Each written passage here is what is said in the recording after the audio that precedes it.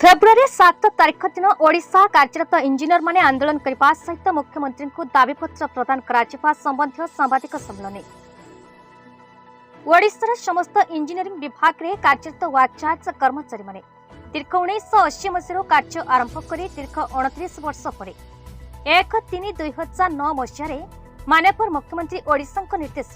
वार्कचार्ज कर्मचारी भाव में नियुक्ति पाई। ए वर्गर कर्मचारी माने आज अवसर पर पुराना पेंशन रु वंचित रही। 12/4/1993 मसीहा पर कार्यरत अस्थायी कर्मचारी 2024 सुधा दीर्घ 31 वर्ष राज्यर 4 कोटी जनसाधारण मानक विशुद्ध पानीय जल जोगाई आसुथिबा समय सेमानकु स्थायी नियुक्ति दिया जाय नथिबारु कर्मचारी महल में घोर अशांति असंतोष सृष्टि होइछि। वार्कचार्ज कर्मचारी मानकु पुराना पेंशन परिसरभुक्त करबा पई अस्थायी कर्मचारी मानकु स्थायी नियुक्ति प्रदान पाई ओडिशार समस्त इंजीनियरिंग विभाग में कार्यरत श्रमिक और कर्मचारी मानकर विभिन्न संगठन को नहीं कर्मचारी मिलित मंच माध्यम आसंता 7/2/2024 तारीख बुधवार दिन भुवनेश्वर विधानसभा सम्मुख में गणविक्षोभ कराई 2 गोटी दाबीर पूरण निमंते माननीय मुख्यमंत्री ओडिशा को स्मारकपत्र प्रदान कराजिबो बोली विभिन्न संगठन मुख्य कर्मकर्ता सर्वश्री मनोज कुमार महांती, जदुमणि प्रधान, अशोक कुमार मुदुली, आशीष कुमार नंद, गगन कुमार भंज, अरुण केशरी परिड़ा, प्रशांत कुमार महांती, प्रशांत कुमार प्रधान प्रमुख जणाइछन्ति।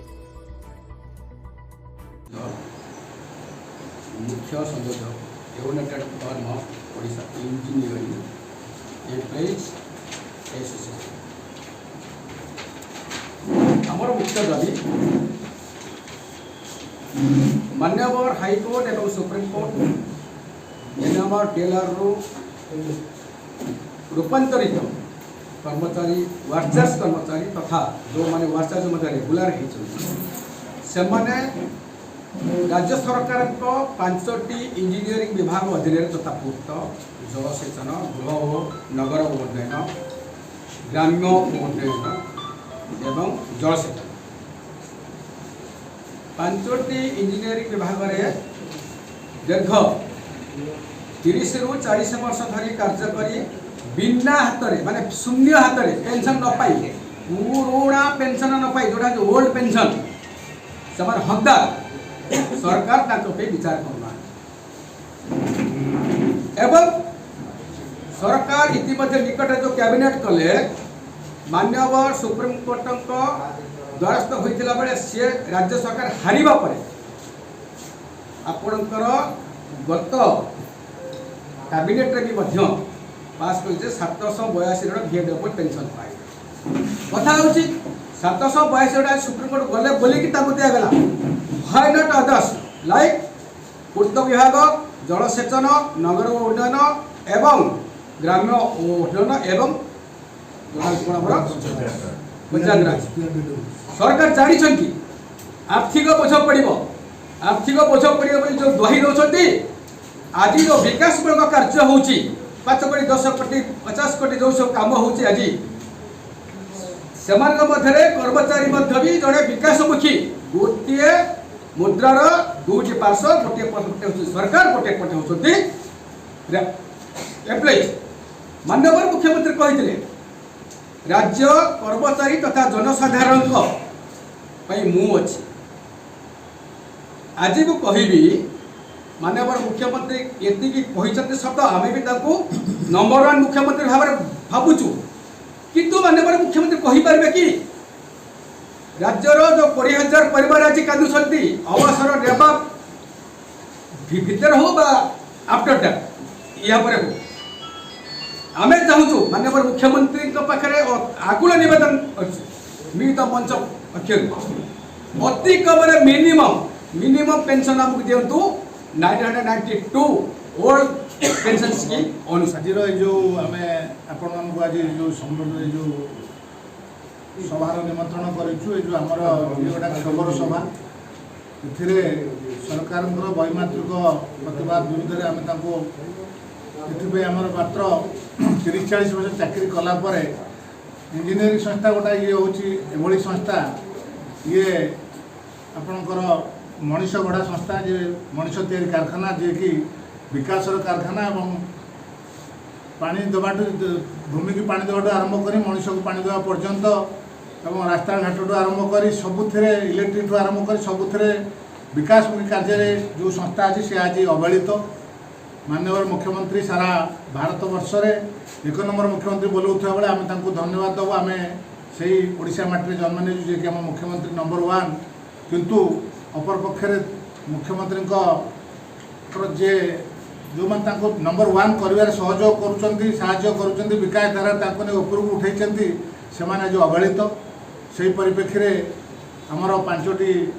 ଇଞ୍ଜିନିୟରିଂ ସଂସ୍ଥାର ଯଥା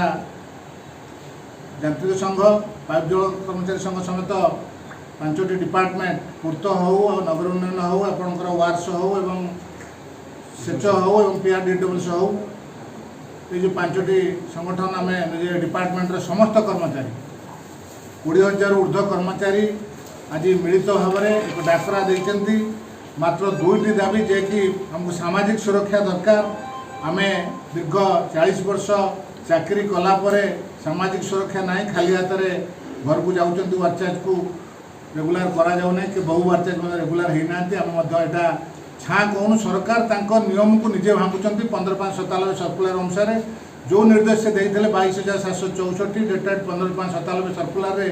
ସମସ୍ତେ 1992 ଧାରା ଅନୁସାରେ ପେନସନ୍ ପାଇବା ପାଇଁ ହକ୍ ସେ ପାଇପାରୁନାହାନ୍ତି। ସେଥିପାଇଁ ସରକାର ନିଜ ନିୟମକୁ ନିଜେ ଭାଙ୍ଗୁଛନ୍ତି ଏବଂ ସେଟା କର୍ମଚାରୀଙ୍କ ଉପରେ ନ ଦେଉଛନ୍ତି। ସେହି ପରିପ୍ରେକ୍ଷୀରେ ତା ଛଡ଼ା ସାରା ବିଭାଗରେ বিভিন্ন কার্য মাত্র 2,000 টাকার মধ্যে এসএম কর্মচারী মানে কাম করছেন। আপনার গ্রাম্য জল যোগাণ জল যোগাণ সেবা কার্য করছেন। সাধারণ সম্পাদক ওড়িশা পাইপ জল কর্মচারী সংঘ। কোন দাবি রহব স্যার? ওড়িশা পাইপ জল কর্মচারী সংঘ, রাজ্য জনস্বাস্থ্য যন্ত্র কর্মচারী সংঘ, নগর উন্নয়ন বিভাগের 2টি সংঘ এবং অন্য 5টি ইঞ্জিনিয়ারিং সংস্থার থাকা অন্য সংঘମାନଙ୍କର মিলিত মঞ্চ জরিয়ে আমি মাধ্যমে 1 নম্বর মুখ্যমন্ত্রী ওড়িশার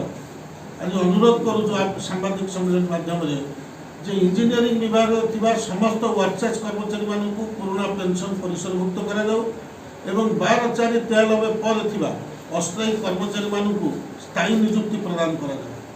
এই 2টি দাবি দীর্ঘ বর্ষর দাবি।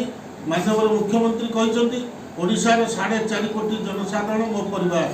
ତାଙ୍କ ପରିବାର ମଧ୍ୟରୁ